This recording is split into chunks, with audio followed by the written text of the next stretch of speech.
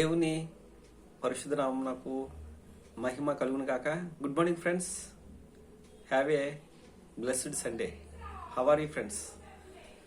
ఈ ఉదయకాలన్న దేవుని మాట మనం ఒకసారి చూద్దాం, ధ్యానిద్దాం.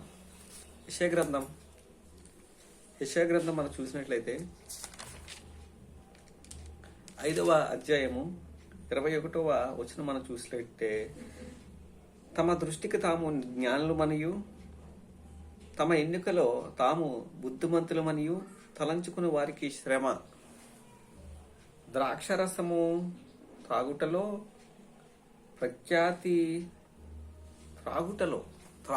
ప్రత్యేక నొందిన వారికి శ్రమ. దేవుడి ఉదయకాలను మనకు చెప్తుంది ఏంటి అంటే, దేవుని వాక్యము చెప్తుంది ఏంటి మనం ఒకసారి ధ్యానిస్తే, ఎవరికి శ్రమ, ఎవరికి బాధ, ఎవరికి వేదన అంటే, తన దృష్టికి తాను జ్ఞానిని అనుకునేవాడు, తన దృష్టికి తాను నీతిమంతుడిగా ఎంచుకునేవాడు. ఆ రోజు పరిశ్రయుడు ప్రార్థన చేస్తాడు, ఈ సుంకరి వలె నేను పాపిని కాదు, ఈ సుంకరి వలె నేను అబద్ధమాడను, ఈ సుంకరి వలె నేను దొంగతనం చేయలేదు అంటే సుంకరి వలె అంటున్నాడు. కానీ తాను నీతిమంతుడైనట్టుగా అక్కడ ప్రార్థన చేస్తున్నాడు. అలా ప్రార్థన చేస్తున్న ఆ పరిశ్రయని ప్రార్థన దేవుడు అంగీకరించలేదు. ఎవని ప్రార్థన దేవుడు అంగీకరించాడంటే ఆ సుంకరి ప్రార్థననే. ఎందుకని? సుంకరి ఆకాశం వైపు కన్నులెత్తడానికి ధైర్యం చాలక, ఎందుకనగా తను పాపిని అని తను ఎరిగి హృదయపూర్వకంగా దేవుణ్ణి వేడుకుంటూ, అయ్యో ప్రభువా, నేను నీ వైపు చూడడానికి కూడా అర్హుని కాదని చెప్పి మనపూర్వకంగా తన పాపాలను ఒప్పుకొని తను పశ్చాత్తాప హృదయంతో దేవుణ్ణి అడుగుతున్నాడు, నన్ను క్షమించమని చెప్పి అడిగినప్పుడు దేవుడు ఆ సుంకరి ప్రార్థన ఆలకించి క్షమించినట్లుగా మనకి కనిపిస్తుంది.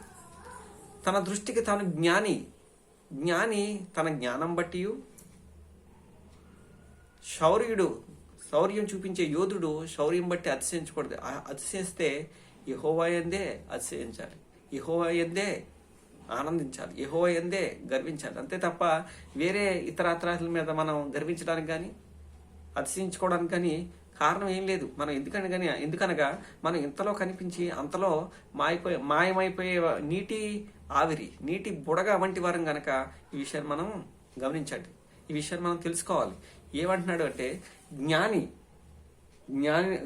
తన జ్ఞానమును బట్టి తమ దృష్టికి తాము జ్ఞానులు అనుకుంటారండి.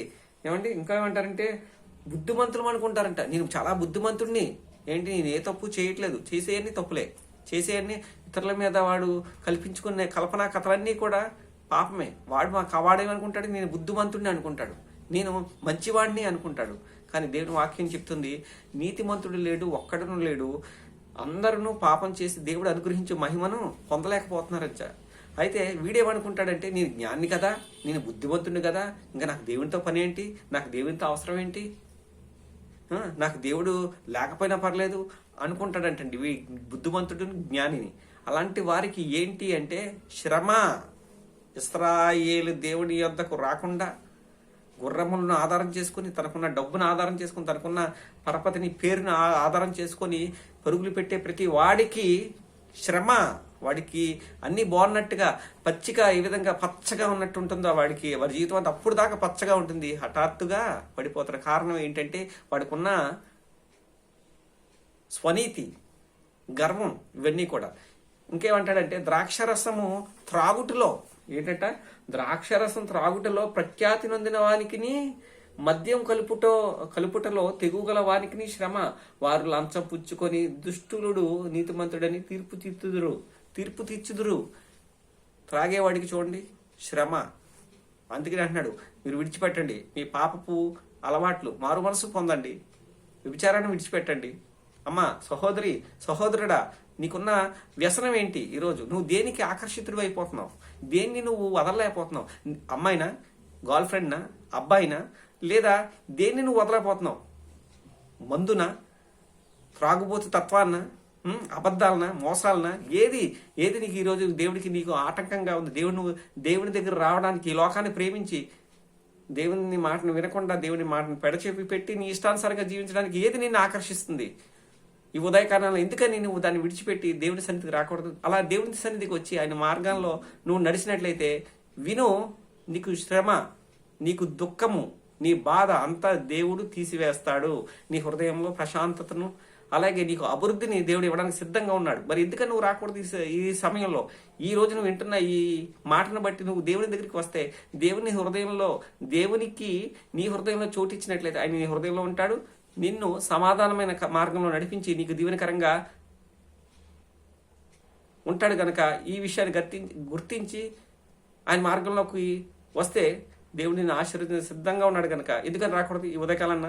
మీ ఆనంద్ కుమార్, దేవుని పరిచర్యలో. God bless you each and everyone. Thank you.